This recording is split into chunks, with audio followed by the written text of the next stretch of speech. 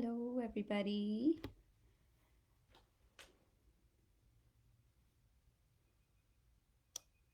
Happy 4th of July. I hope all of you are having a safe holiday. I know I think it's the first long weekend we have after the new life began for us. I hope all of you are celebrating it safely with families. Um,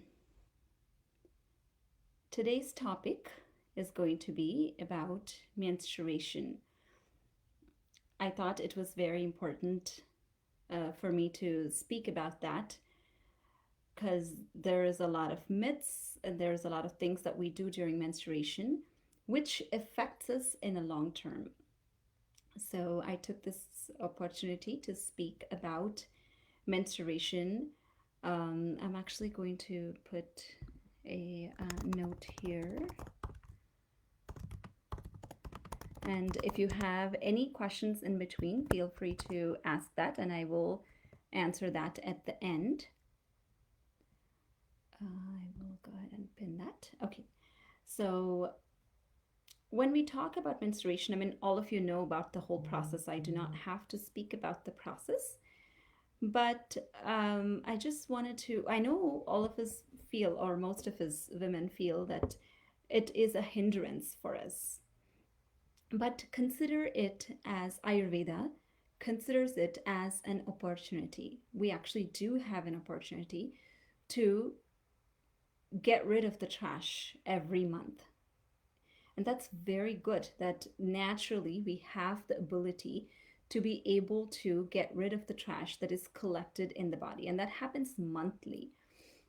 So, what are the do's and don'ts that we have to do during that time is important, especially for teenage girls, school going girls, and girls who are enrolled in multiple activities. What is it? What is the role that they would have to play during menstruation? That's what I'm going to talk about. If you have any questions related to that specific questions, feel free to ask that, and I will be trying my level best to answer that. So, as we spoke about, it's the purification that happens every month. So, really honoring it and really letting the body to do what it's doing and not intervening in between is what we really need to do.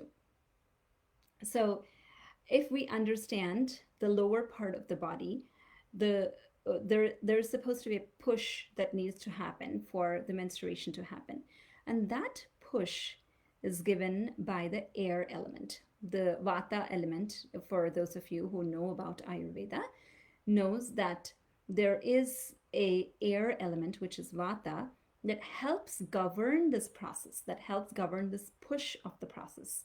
So if there is urination, if there's bowel movement, if there is any movement that's happening, it's because of that wind element. So really, the body is working hard to get rid of the trash using that wind, and it has to go in one direction, right? It cannot be going in different directions. If we are sending it through one direction, wind has to go in one direction.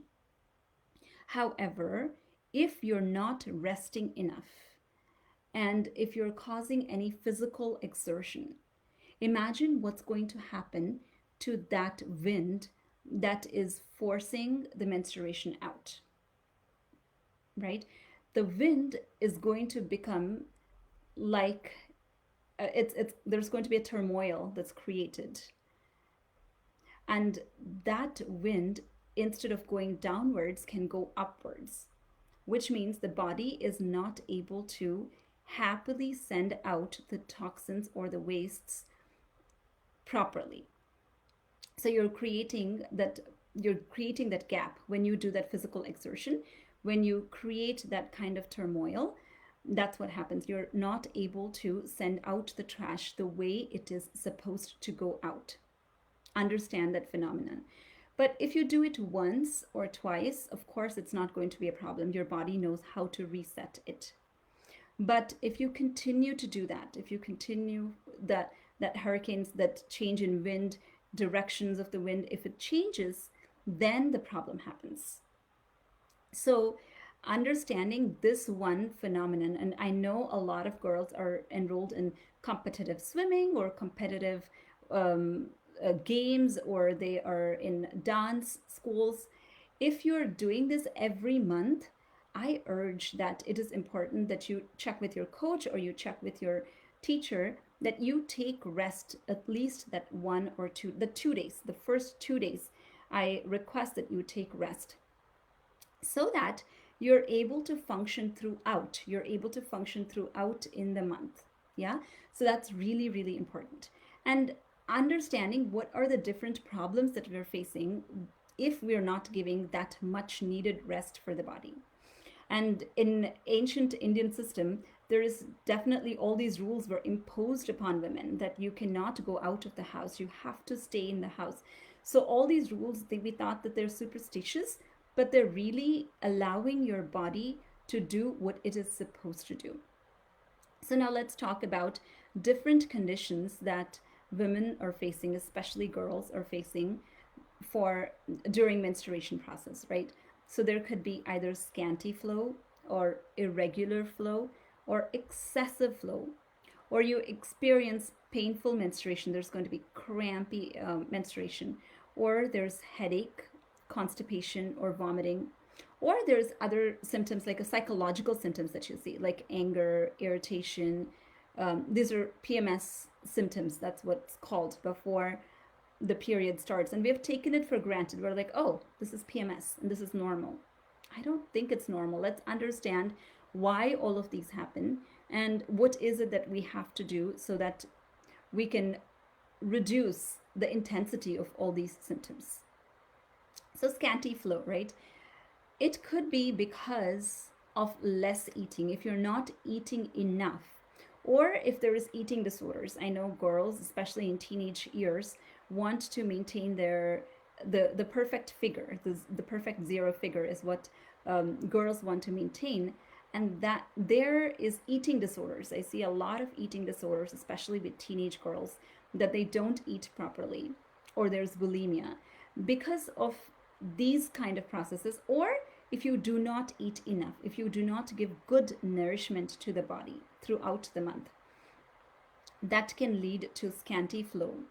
And it can also lead to irregular flow, that you're getting your period probably this month and you'll miss a month and you'll probably get it in the third month, or you'll miss 2 months in between. So missing periods is very common when there is less nourishment to the body. That could be one reason.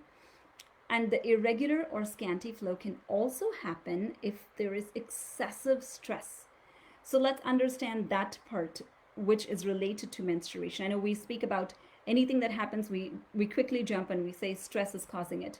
But let's understand why it's causing it.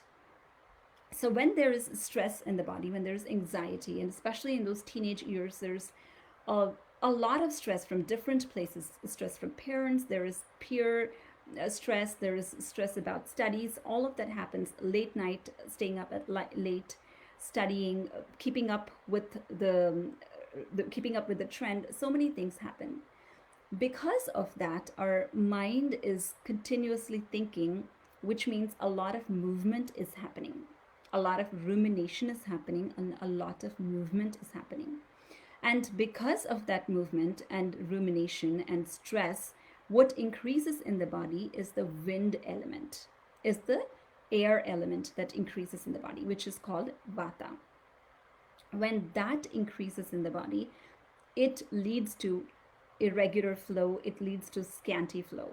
So, and mind is definitely directly correlated to menstruation. You also think about yourself. Whenever your days are going normal, you get good periods, you get your normal menstruation. But if there is any chinta, if there is any fear, if there is any anger, if there is any stress, you do notice that the period cycles change. But if this is continuous, if the stress is continuous, then that will affect your menstruation so much. So correcting that, correcting your stress, and again, I'll talk about how do you correct that? How do you correct that vata also? And eating good food, eating nourishing foods that will create that environment, and it will be able to send out the trash from the body that needs to be collected every month, and it needs to be gone out of the body. Another thing that is experienced the most is also excessive flow. This excessive flow is because of excessive heat in the body. So understand that even any of the if any of your common your mental factors also, any of the emotions also carry these qualities. If there is anger involved, then there is definitely heat involved. There is heat generated in the body. So, connecting your emotional qualities to your physical qualities is very, very important.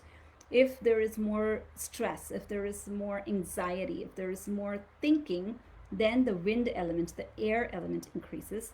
But if there is a lot of anger, if there is a lot of want to achieve, I really want to do this kind of an attitude, then your heat in the body increases. And that excessive heat, along with spicy, salty, sour foods, along with doing a lot of excessive workouts, will also increase heat in the body. That excessive heat will cause excessive flow. So, understanding why that excessive flow happened. And another phenomena that can happen is painful menstruation. Menstruation is very painful, that I know few people take off from work or they take off from school, that they cannot even go out of the house. Again, this is because of that wind element increasing. There's headache, constipation, or vomiting that is experienced, or there's psychological symptoms like anger, irritation seen. So if there is a block downwards, right? If the body is trying to send the menstruation from downwards, but if there is a block downwards because of most probably undigested toxins that are there, and they stop the flow downwards, then this wind pushes whatever force it's pushing downwards, it pushes upwards. That's when you experience that headache, that you experience that vomiting kind of sensation. So understanding that we have to correct that factor at that time is also very important. So now that we have spoken about different conditions that are seen because of different reasons, because of the excessive wind element, excessive heat in the body, and undigested food that stays in the body, what is it that we need to do for proper periods to happen, for proper menstruation to happen, right? So, definitely, Ayurveda has mentioned you have to eat light food only. Light food during menstruation, especially. They've even mentioned that you have to eat food whatever fits in your palm. You put your palm like that, and whatever fits in here is what you can eat. I've seen several clients who come to me and they say they have excessive hunger, especially during that time. They want to eat sweets, they want to eat so many things during that time. But understanding that it's fake hunger, it's not real hunger that will cause nourishment, is very important. You can give something that has milk rice is something that's recommended, and barley soup is also another thing that's recommended, and also making rice along with lentils. Lentils are like green lentils. Making rice with lentils and adding ghee to it is also another important thing. And giving some cooling foods like coconut, milk, ghee, these are all very important. So, again, because there's a lot of heat that's going out of the body, so trying to give cooling foods, but not really heavy for the body. You cannot be giving heavy foods like ice cream, because just because I said it's cooling. You should be giving foods that are cooling for the heat that has increased, but is easy to digest. And those are like the coconut, the milk, the ghee. These are like the good things that you can give, and even the grains, the rice that we eat, rice with milk, is also a good option during that time, especially the first 2 days. So you're not interfering with the natural phenomena that's happening. That's number one thing. And the second thing, which is a game changer, is definitely to keep sipping warm water. And if there is cramps during that time, applying a little bit, just 2 drops of castor oil, and rubbing on the abdomen and keeping a hot pack on that area is also, it relieves the wind element that's trapped in that region, and it will give you instant relief. If you put that hot pack on there, it will give you instant relief. So that's another thing that you can do. And really maintaining the circadian rhythm, getting the sunlight when the sun is out, and getting the moon rays so that the subtle digestion happens is also important, especially teenagers. I know they sleep very late. They cannot, I've heard this from several people, that they cannot get anything during daytime and they have to wake up to finish their studies. But understanding that sleeping at least 11 at night is very, very important. I spoke a lot about it last time, about importance of sleep, but that is extremely important, so that you are putting your body in a biological clock where the menstruation can happen on its own, and you're not adding any interfering factors. And the most important thing, if you ask me, what is it that I should do during menstruation if you do not do any of these, the one most important thing that I will say is avoid physical exertion, period. I mean, if you just follow this one thing, it comes extremely important. Especially, I mean, now, the during teenage, it's very good. I mean, you have lots of energy, and you can borrow from the future. You can borrow that energy from the future. But for childbearing ages, when you come to childbearing age, the factors, the lifestyle that you led during this period comes in very handy for the childbearing ages. And I'll talk about that as well. What are the important factors? And one more thing that I would like to talk about is also avoiding heavy foods. That's we spoke about that. And when I spoke about childbearing ages, there are 4 important things that you have to keep in mind when you have to conceive. The first thing is what we call kshetra. If you are a gardener, or if you're growing any plants, you know that if you have to grow a plant, good fertile soil is very, very important for any seed to thrive. If the soil is not good, definitely the seed will not thrive in there. So it's important. Our whole body must be fertile. Whole body should be in such a situation that the seed can thrive in there. And all these years, the protocol that we follow all these years will make sure that the whole body will remain fertile. That's one thing. And the second thing is you pour water for that seed to thrive.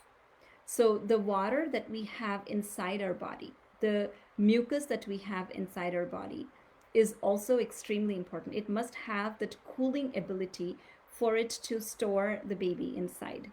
So having that saumya tattva is what's called in Ayurveda, but it's the cooling ability of the mucosal lining is very, very important. That's the water element. Then good quality ovum. The seed itself must be a good quality for it to grow. If the seed itself is not a good quality, then it will not grow into a plant. So good quality ovum is needed, and the right time for the conception. So these 4 elements are extremely important for fertility purposes. What we follow from puberty makes sure that our childbearing ages, the fertility will happen on its own. Whatever we have built all of these years will definitely make sure. And that is why in India there's a certain protocol that's followed right after puberty. Right after puberty, you're given ghee rice. You're given certain rice that is very, very light to digest, but it's very nourishing. So making sure, and especially rest is very much propagated, that you have to rest and you cannot be doing anything. That's also very much propagated. So all of these are instilled as beliefs, as religious beliefs, for those of you who are grown up in India. It's instilled in you as religious beliefs, but these are real sciences. There's real science behind all of these theories. And again, not only for childbearing ages, all these protocols that we follow now will also tell you what symptoms you experience during your menopausal years, right? Because when you come to menopausal years, there's hot flashes, there's so many things that you experience. The period cycle changes, this irregular periods, all of these changes during that time. And we automatically blame on age and automatically blame, oh, menopause, that's normal, that's what's going to happen. But there are so many people, there's so many women that go through menopausal years, and they go through like a breeze. And if you go back, if you trace back the footsteps, you can go back and look at what is the protocol that is followed during menstruation, and even the remainder of the cycle as well. What kind of lifestyle you were leading throughout, and especially during menstruation, what is the lifestyle you led will determine how your menopausal years are going to be as well. So that is what I really wanted to speak about today on menstruation. I thought it's really, really important to tell everybody about. We're on the go all the time. I know women, we have so many responsibilities now and we cannot sit back. But it's extremely important we take care of ourselves so that the whole family is dependent on women. Now we can take care of the whole family the remainder of the month if we take care of ourselves just that 2 days. And I thought that it's extremely important to bring that to you. But if you have any questions, I will be happy to answer that questions. I was sent a few questions and I will answer that questions before I get any questions here. But I will answer the questions that was sent to me. Thank you, Arpita. Can you please help? I always feel it's a natural and necessary process, but can you comment on the IUD loops that doctors complementary medical suggest for healthy women? Very good topic, Arpita. It's definitely touchy, and I was debating whether I should bring that or not, but yes, you are playing with fire if you are inserting any birth controls inside your body, especially if there is any problem with your periods. I know that's what a lot of gynecologists recommend. And if for other reasons also, birth controls are recommended. But understand that you are definitely playing with fire. You are not letting the trash go out of the body, right?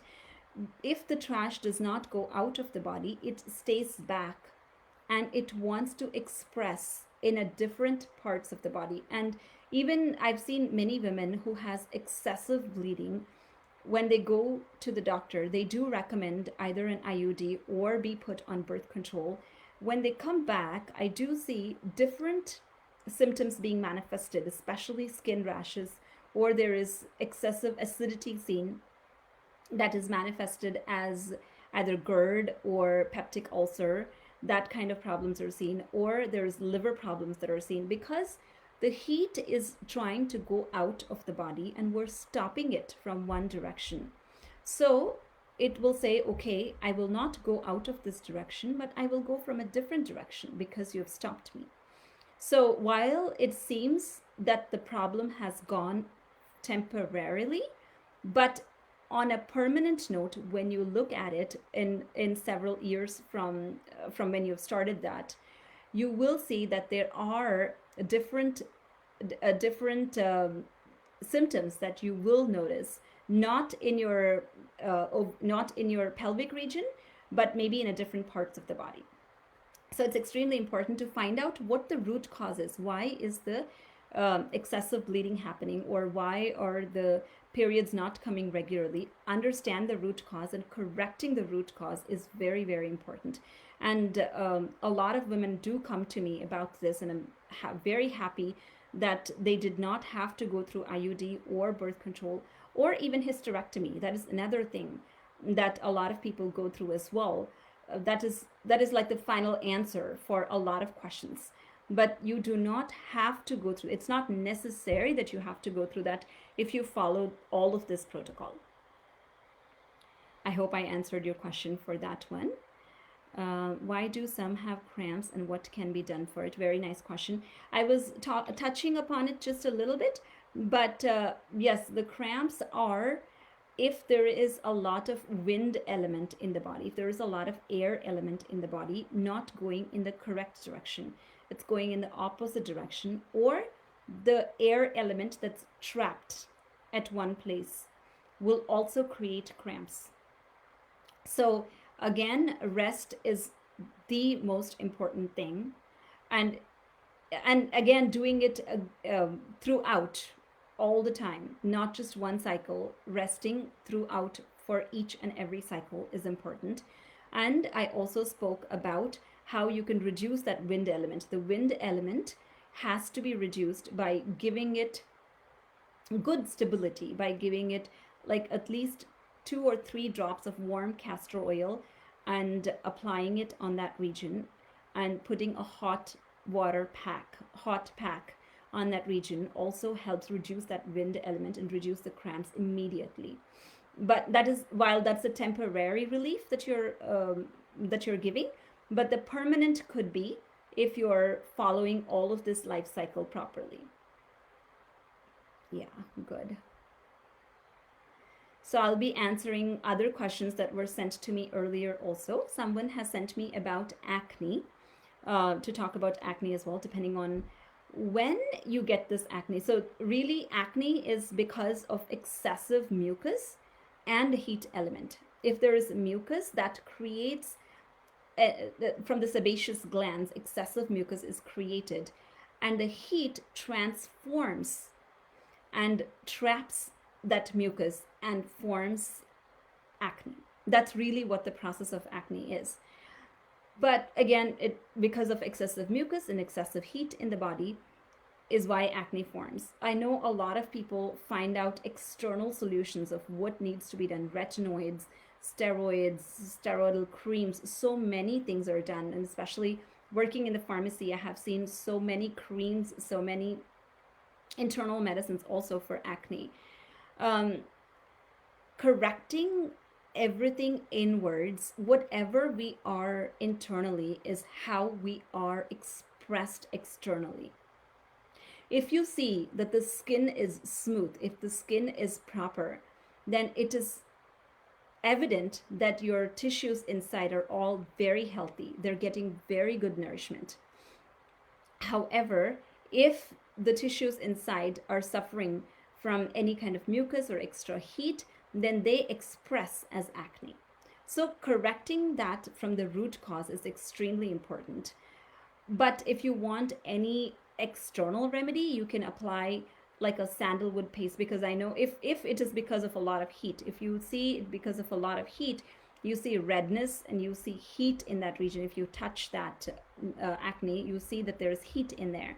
Then you can apply some neem oil on it and sandalwood paste. You can make a paste with neem oil and sandalwood and apply it on that region, and a little bit of haldi, a little bit of turmeric. You can apply that paste, and you will see that the reduction of acne happens externally. Again, internally, you must follow that cooling foods, like I spoke about earlier: coconut milk, ghee, grains. These are the cooling foods. And making sure that you sip warm water and light foods so that excessive mucus and heat is not created in the body. So that's one thing. And also check on other things, other fermented drinks like kombucha, or if you're doing excessive, if there's alcohol intake, definitely check on that one. Or if there is any fermented products that you're consuming, that can also increase acne. So checking on your diet, making sure you correct the diet from the root, and then correcting it outwards is important. Another question: usually the cycle is 28 days to 32 days. Why is it okay to get, why? Okay, so Okay, so usually the cycle is supposed to be, yeah, 28 to 32 is what is mentioned in the cycle. Is it okay to get earlier? So, is it okay to get earlier? I'm assuming that you're checking that some people have like a 25-day cycle or a 24-day cycle, and some people have a 33 or 34-day cycle. I'm assuming that's your question. If that is your question, then your body type determines how your cycle is. If your body type is primarily, if there is a lot of heat in your body, then you will see that there is a less cycle time. Then you'll see that you're menstruating every 24 days or 25 days. Or if there is a lot of kapha in your body, if there's a lot of mucus in your body, then you see that you menstruate 33 days or 34 days. When there is abnormality, if you see that few days you're doing 25 days and few days you're seeing 33 days, then you have to check the mind element that we spoke about earlier, the mental factors that are there, the stress factors, because vata, the wind element, is the governing factor. If you're playing with that, then it will be like you'll see 24 days sometimes and 33 days sometimes, and you will not be able to predict it. Usually it's 28 to 32, sometimes it comes earlier. So if it's sometimes it's coming earlier, check if there is any stress involved during those months, especially during those months. Mind is definitely related to menstruation. That's the first and foremost thing that you have to check. And the second thing that you have to check is if, again, the emotions have the quality. If that emotions have hot quality to them, yes, you will get it earlier, because the transformation is happening, the follicular phase, and then afterwards, during the ovulation phase, the transformation is happening. But if you're adding excessive heat from outside, this transformation happens sooner and the secretion happens sooner. So addressing the heat is important, either from the mental level or from external, like diet or lifestyle. I definitely think that could be the reason for it. So I had some questions that sent to me. I'm gonna look at those questions and answer them really quick that were sent to me earlier. Okay. Exercise during the time, myths and facts. I spoke about that. Cramps and painkillers. I know a lot of people resort to painkillers. For, I will answer that question, Padmaja, how many days it lasts, definitely. To painkillers during cramps, but addressing from the root cause and using the castor oil packs and the hot packs during that time will help with the cramps. Bloating, yes. Just before the period, if there is a lot of wind that's increased in the body, the bloating is because of that. And addressing that again with a hot water pack and light foods is important. Mood swings, is that for real? It's very, very, very, very real. It happens, but it doesn't happen for everybody. It's not like PMS must happen for everybody. Mood swings are real. Again, we spoke about wind going upwards, and that will change our moods, that will change the capacity that we can think. So mood swings are definitely real. Addressing it throughout the cycle, not during the cycle. Another important thing that I forgot to mention is never do any abhyanga or applying oil on your body during your period, or never do any cleansing methods. Like there's so many cleansing methods that a lot of people do, like Virechin or Vaman, or any kind of cleansing techniques must not be done during periods, because again, you're playing with the fire, you're playing with the wind. You have to let the body do its own thing. Clotting, again, it's because of excessive mucus in the body. Correcting that will correct the clotting. Tampons and pads, do they have a harmful chemical substance for a body? So while Ayurveda did not speak anything about tampons and pads, and I usually try to speak everything that is written in the textbooks. But tampons and pads, while they are easily available. They're easily available and accessible for everybody, and they feel hygienic as well. But definitely, cloth is recommended. I would not want to comment either way on that one. I would say whatever is convenient for you, you can go for that. You do not have to worry about the chemicals that we are instilling into the body from the pads or tampons. I'm sure there's a lot more things that we're consuming, but it's definitely your choice. Cloth is definitely recommended if you can, if you can do that. It's I know it's a very, very tedious process, but if you can do that, cloth is recommended. Padmaja has asked, does it matter how many days it lasts? Yes, it does. So usually 3 to 5 days is what is recommended. If it is lasting for longer days, then it has to be corrected.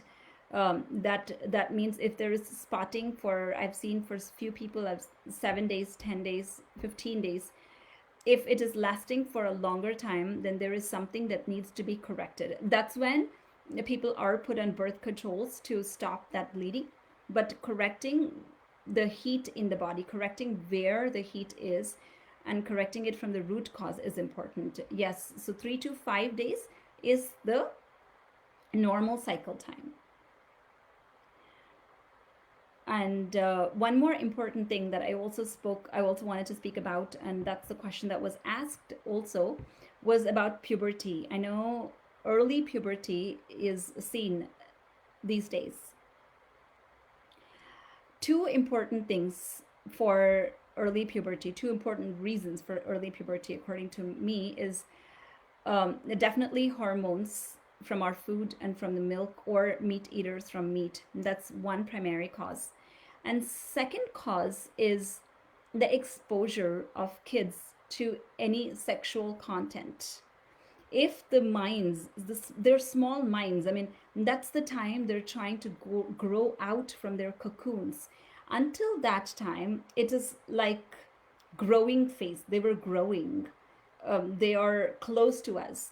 And when they hit the teenage age, when they hit that puberty, they're growing out of what they were before. It's like coming out of the egg. It's like cracking the egg. So they're not understanding. It's like new things that's happening. They want to know everything in the world. They want to find out everything in the world. So when the mind is given these many senses, if the mind is exposed to so many senses, then that leads to increase in the hormonal production in the body as well. So that can lead to early puberty, and that's definitely written in the Shastras also. So checking on the exposure is very, very important, of exposure of what our kids are watching is very, very important. So that's another thing that can cause early puberty. And I think that's really what I wanted to speak about today. Making sure that you have a happy period and happy menopausal years is very, very important. All that is governed by what we are doing now.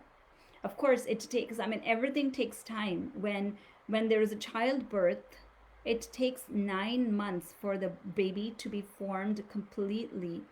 So taking that time for everything, I know a lot of us say it's not possible to take rest.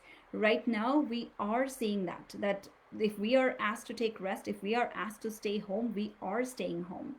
That is what, that attitude we need to have. If that's what is required for the body, yes, that is what is needed to be done. No herbs, no other medicines will do the job of your diet, will do the job of your lifestyle. I know it's said that if diet is not corrected, then herbs will not do their job. You must correct your diet. And if diet is correct, herbs are of no need. That's written in the Shastras.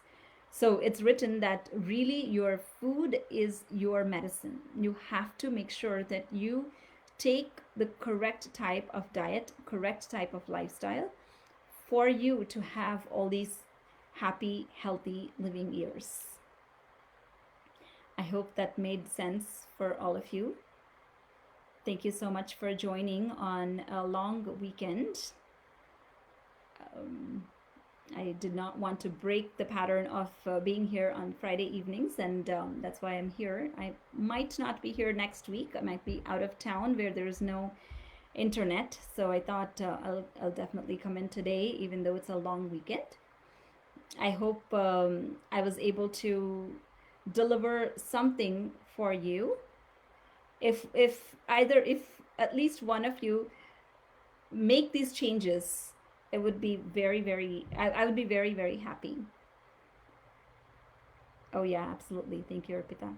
Thank you for joining. Great. So if there are no questions, I'll see you all next time. Again, if you have any questions and if there is anything that comes up, you can definitely reach out to me and let me know, and I'll try to answer them. Absolutely, Mridul. Thank you for joining. All right. See you all next time.